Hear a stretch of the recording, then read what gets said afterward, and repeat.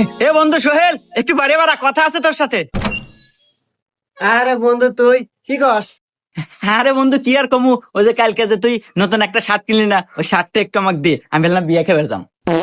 আইসে শালা হুমন্দি ফকের কোন জানি নতুন শার্ট কালকে গেলে আমাকে বলেছে শার্ট দেব।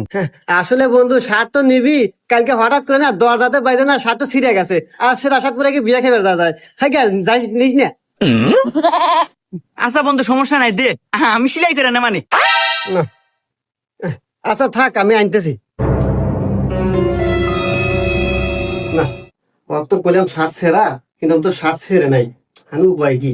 আর ও তো সিলে ধরে নিয়ে বেঁচেছে, ছিঁড়েই দিই।